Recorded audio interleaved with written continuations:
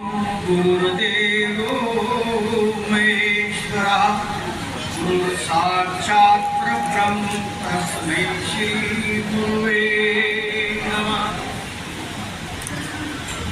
अखंड मंगलाकारं व्याप्तं येन चराचरं तत्पदं दर्शितं येन तस्मै श्री गुरुवे नमः। तस्मै श्री गुरुवे नमः। बोलो सद्गुरुदेव भगवान की जय। नंगली निवासी भगवान की जय। बोलो परमहंसजी महाराज की जय। कुटिया वाले महाराज की जय। आज के आनंद की जय।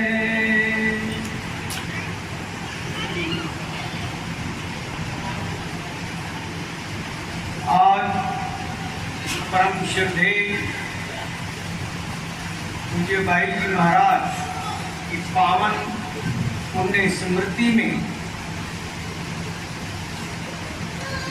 संत समाज एवं सभी जिज्ञासुजन अपनी भावांजलि, पुष्पांजलि, वाकांजलि समर्पित करने के लिए उनके पावन चरणों में आए हुए हैं। निश्चित ही जो ऐसी कमाई वाले संत होते हैं उनकी ही लंबे समय तक पावन स्मृतियां और उनके दिन मनाए जाते हैं। निरंतर ही अपने जीवन पर्यंत जो वो आपको संदेश, सत्संग, उपदेश, सद्गुरुदेव भगवान की दिव्य लीलाओं का अवलोकन कराते रहे, वह स्वयं उस भाव में इतने विभोर रहे कि जो कोई भी उनके पास भी आया तो वह भी उससे अछूता नहीं रहा। उसके ऊपर भी उसका प्रभाव पड़ा, भक्ति का रंग चढ़ा और वह भी निरंतर अपने जीवन में उस साधना को अपना करके उस अंतस के अभ्यास में, भजन सिमरन में लग करके अपने जीवन को सार्थक करता रहा। उनका जीवन अपने आप में एक सरल जीवन रहा। वास्तव में सरल शब्द बहुत सरलता का प्रतीक है, सरल है। और अगर देखा जाए तो सबसे कठिन है किसी के व्यक्तित्व का सरल होना। शब्द सरल है परंतु सरल होना सबसे कठिन है। सरल वही हो सकता है जो अन्यत्र विषय वासनाओं, कामनाओं, इच्छाओं से अपनी वृत्ति को हटा ले और उस परम पिता परमात्मा में लगा ले, उसी का जीवन सरल हो सकता है।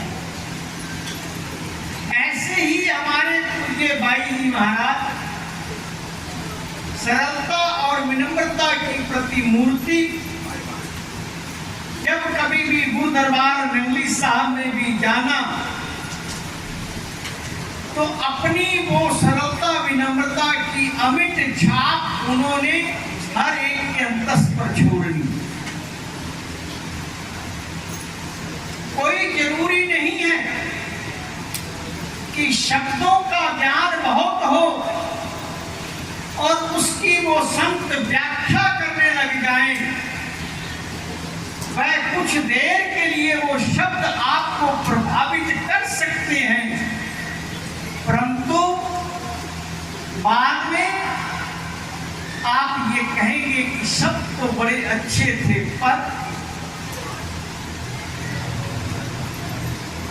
और जिनका जीवन ही साधनारत हो, जो उस सरलता विनम्रता में हमेशा गुरुदेव के नाम की मस्ती में ही मस्त रहते हो, वह अगर शब्दों के द्वारा आपको कुछ ना कह सके, उनके दर्शन मात्र से ही आपके जीवन में उत्सुकता बढ़ेगी और आपका दिल करेगा कि हम कब कुटिया में जाएं और भाई जी के पास थोड़ी देर बैठें। उनकी वो सतत साधना आपके मन का एक आकर्षण बनती है। और शब्दों का जहां तक मेल है, शब्द थोड़ी देर तो आनंद देंगे, परंतु वो आपको उस तल्लीनता में नहीं ले जाएंगे। शब्दों का प्रभाव भी उसी का पड़ता है जो स्वयं उन शब्दों का अपने जीवन में, उन शब्दों के अनुसार अपनी दिनचर्या को उतारता। अगर स्वयं हमने जीवन में अमली जामा नहीं पहुंचाया उन संदेशों का, तो निश्चित ही हम जो कुछ कह रहे हैं उसका प्रभाव भी होने वाला नहीं। कथनी और करनी में बहुत फर्क है। करनी और कथनी जब एक हो जाएगी तो फिर देखना आपका जीवन भी आनंदमय हो जाएगा। जीवन में कई चीजों को छोड़ना भी पड़ता है आनंद के। अगर आपने व्याधियों से बचना है तो आपको कामनाओं को, इच्छाओं को छोटा करना पड़ेगा। समय समय पर इनकी छटाई करते रहना पड़ेगा भजन संकीर्तन के माध्यम से। तब जाकर के आपके मन में जो आवरण पड़ा हुआ है, जो आपको रोके रखता है, वो आवरण हटता चला जाएगा और आप उस आनंद की अनुभूति करने लगेंगे। अगर उनको समय समय पर छोटा नहीं करेंगे तो वो आपको तकलीफ देंगे। आपके लिए नाखून है, अगर नाखूनों को आप ना काटें और निरंतर बढ़ते ही जाएं तो ये भी आपको तकलीफ पहुंचाती है। जिस प्रकार से आपको नाखून बार बार काटने पड़ते हैं, इसी प्रकार से ऐसे आयोजनों में आकर के आपके अंदर जो वासनाएं हैं, जो इच्छाएं हैं, उनकी कटौती होती है, उनको काटा जाता है कि आपके मन में वो भाव उत्पन्न हो और आप भी महापुरुषों के चरण शरण में पहुंच जाए। मैं आज देखता हूं कि ये जो बुजुर्ग माताएं हमारे बीच में हैं, फिर हमेशा जय जी का नाम भी आता है, कलावती जी का भी आता है, मित्रा और उदरवंती माता जी हैं, अनेकों बैठी हुई हैं सारी, जो उनके साथ निरंतर चलती रही। और आज हम देख रहे हैं उनके परिवार के बच्चे भी उसी दृढ़ता के साथ लगे हुए। वो बोध हमेशा रहता है, उन्होंने कुछ देखा, वो संस्कार अपने बच्चों में डाले। अभी उनकी जब स्मृतियां होती हैं तो निश्चित ही मन में वो वेदना भी आती है। ओम प्रकाश जी को आप अभी देख रहे हैं, कोई स्मरण आते ही मन में एक वेदना भी आती है। उसको देखते हैं मनचंदा जी, इस अवस्था में होते हुए भी मन में ख्याल आया कि आज वहां पहुंचना चाहिए। और ये भी इस अवस्था में भी इतनी चेतना अंदर है, वो इस प्रकार की चेतना है, शरीर भले ही साथ ना दे परंतु वो ज्ञान निरंतर बना रहता है, वो ध्यान निरंतर बना रहता है, प्रत्यक्ष को प्रमाण की आवश्यकता नहीं कि आपके सामने है। डॉक्टर साहब हो, रानी जी हो, बहुत अभी सारे गुरु भक्त, इनके परिवार, इनके बच्चे, उनके अंदर ये जो लगन है, ये अपने आप में बताती है उन माता पिता की कथनी करनी में कोई अंतर नहीं रहा, वही उन्होंने अपने बच्चों को संस्कार भी दिए। और आज मैं अक्सर ये कहता हूं, आवश्यकता इसी चीज की है कि हम अपने बच्चों को वो संस्कार दें, और कुछ आप उनको जो साधन आप दे सकते हैं वो दो, उसमें हमें कोई रोक टोक नहीं है।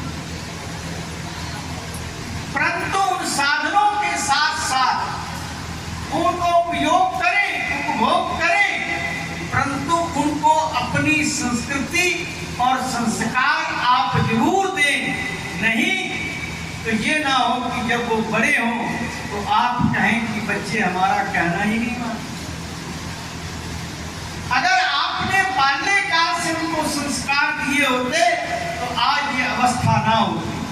आज हम संसार में इन चीजों का भाव देख रहे हैं, तभी हमारे लोगों को भी बार बार, माता पिता को भी, संरक्षकों को भी ये सचेत करना पड़ता है कि आप अपने आप को देखने से पहले अपनों को देखें, आपका जीवन सुखी हो जाए। क्या हम भी केवल अपने आप में ही लगे हुए हैं? अगर हम केवल अपने स्वार्थ में लगे हैं, हम भी उसी तरीके से वासनाओं में लगे हैं, हम भी यही जो आज एक ये यंत्र आया है, इस यंत्र के हम अधीन हो गए हैं, तो निश्चित समझना आप अपने बच्चों को भी रोक नहीं पाओगे। इसका सही उपयोग हो तो ये बहुत काम की चीज है, और अगर सही उपयोग ना हो तो जीवन को ये किस ओर धकेल रहा है, इतने गर्त में लेके जा रहा है, ये भी आप सभी को मालूम।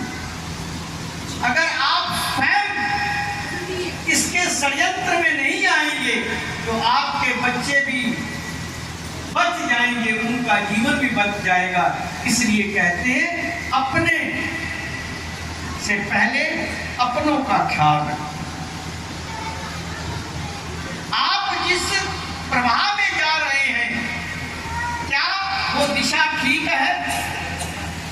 अगर वो दिशा सही है, आपको आनंद की अनुभूति हो रही है, गुरु भक्ति की अनुभूति हो रही है उस ज्ञान के माध्यम से, तो समझ लेना कि आपके बच्चे भी उस राह पर चलेंगे।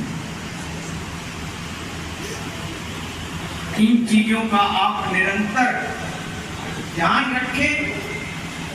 कहने को बहुत कुछ है, कह सकते हैं, समय का अभाव है, और दिल्ली में आप देख रहे हैं पल पल क्या क्या घटनाएं घट रही हैं। कभी कोई रास्ते बंद, कभी कोई रास्ते बंद। हमने भी पहुंचना है और रात्रि को ट्रेन भी पकड़नी है। ये एक तारतम्य ऐसा श्रद्धेय भाई जी के साथ रहा, जो उसको निर्वाह करने के लिए अपने लोगों को भी आना पड़ता है, और निरंतर उसी प्रकार से सरलता के साथ अपना जीवन व्यतीत करने वाले पूज्य भाई जी आपके बीच में यहाँ पर हैं। निरंतर इनके साथ आप तारतम्य बना करके उसी साधना रत होकर के भजन संकीर्तन सत्संग का आनंद लेते रहें और अपने जीवन को सार्थक करते रहें। मैं पुनः सद्गुरुदेव भगवान के चरणों में ये प्रार्थना करता हूँ, वो सबको समर्थ दे, शक्ति दें कि हम सही दिशा की ओर चलें, हम भटके नहीं, हमारी दृष्टि सही हो, हमारा चश्मा सही हो, हमारी सोच सही हो, ऐसी वो हमारे को शक्ति प्रदान करे। मैं सबके लिए ये मंगल कामना करता हूँ। और ऐसे महापुरुष को जिन्होंने अपनी वाणी से कम और अपनी दृष्टि से अनेकों कार्य किए, उस सरलता का अनुभव किया, उस मस्ती का आनंद लिया, वो प्रभाव आपके जीवन में भी निरंतर बना रहे।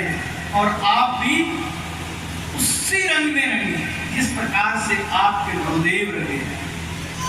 इस संसार में अनेकों प्रकार के रंग हैं। कहते हैं कोई रंग सावा, कोई रंग पीला, कोई लाल गुलाबी करता है, बुल्ले शाह रंग मुर्शिद वाला किसी किसी में चढ़ता है। वो अपने गुरुदेव का रंग चढ़ जाए, वो मुर्शिद वाला रंग चढ़ जाए तो आपका जीवन सार्थक हो जाए। आपको वो रंग चढ़े, आप उस रंग में निरंतर डूबे रहें, उस मस्ती में डूबे रहें, उस मस्ती की अनुभूति करते रहें। ऐसी मंगल कामनाओं के साथ बोलो सद्गुरुदेव।